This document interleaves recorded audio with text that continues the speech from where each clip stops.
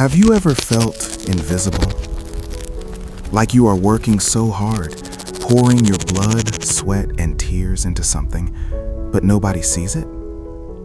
You are buried in your work, buried in your studies, or buried in your practice, and the rest of the world seems to be moving on without you. They are out in the sun, celebrating, while you are stuck in the dark, wondering if your time will ever come. I ask this because I spent a long night in the forest, crouching at the base of an old oak tree, waiting for a ghost to appear. I was waiting for the cicada. We often notice cicadas only when they are loud. We hear their deafening song in the summer, and we think, oh, they have arrived. But we completely misunderstand their story. We see the glory, but we miss the grind. The story of the cicada doesn't begin in the trees. It begins in the dirt. Deep, cold, compacted dirt. For this particular species, the journey started 17 years ago. 17 years. Just let that sink in. That is a human childhood. That is an entire generation.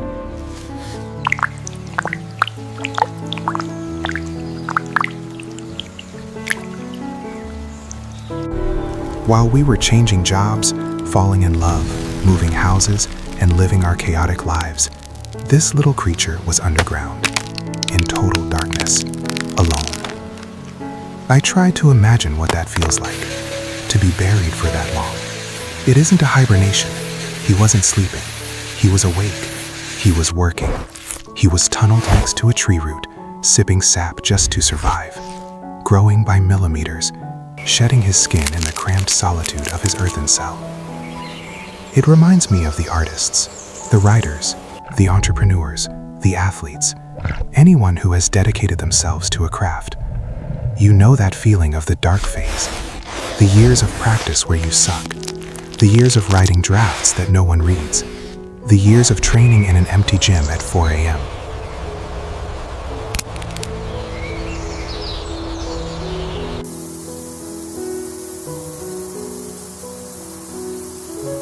It is lonely. You doubt yourself. You think, is this worth it? Does anyone even know I'm here? The world above ground is flashy. It loves speed. It loves instant results.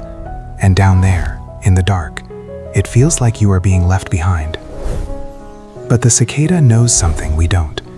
He knows that you cannot rush a masterpiece. He knows that if he comes up too soon, he will be soft. He will be weak. He will not be ready to sing. And then, on this specific night, the temperature of the soil shifted. A chemical signal, ancient and undeniable, told him, it is time. I watched the ground at the foot of the tree. First, a small hole appeared. Then, a claw, a muddy, armored claw, digging into the surface world for the first time in nearly 2 decades.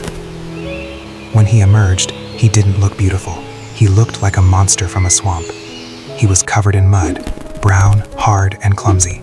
He didn't have wings. He just had this desperate drive to climb. I watched him struggle up the rough bark of the oak tree. It was a slow, perilous ascent.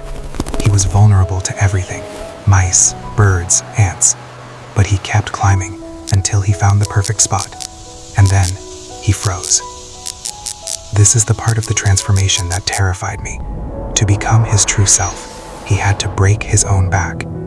I watched a crack form down the center of his shell.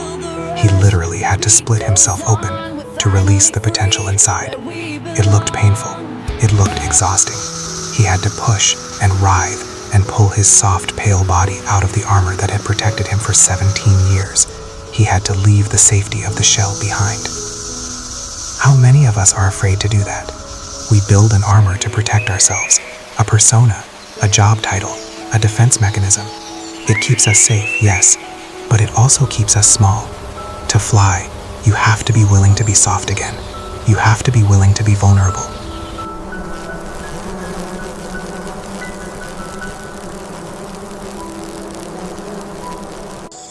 When he finally pulled himself free, he hung there, upside down.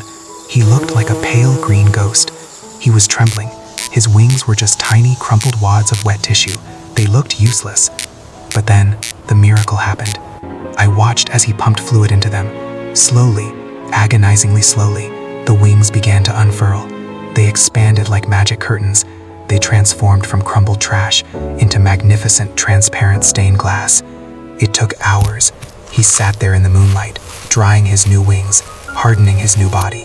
He was patient until the very end. And when the sun rose, he flew. He didn't just fly, he sang.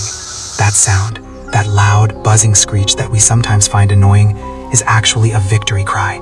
It is the sound of survival. It is him saying, I am here, I made it, I survived the dark. He will only live in the sunlight for a few weeks.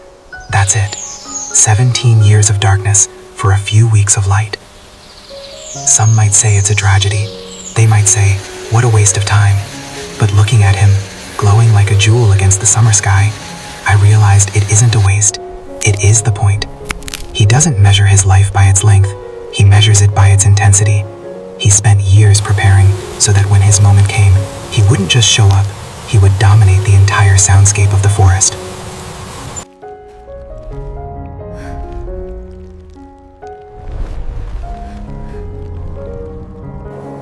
This journey taught me that there is no such thing as an overnight success.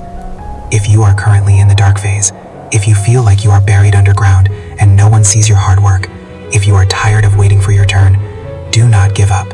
You are not buried. You are planted. You are building your wings. You are hardening your resolve. The time will come when the soil warms up. The call will come. And when you finally break out of your shell, you won't just be another noise in the background. You will sing a song so loud that the whole world will have to stop and listen. Be patient. Your summer is coming.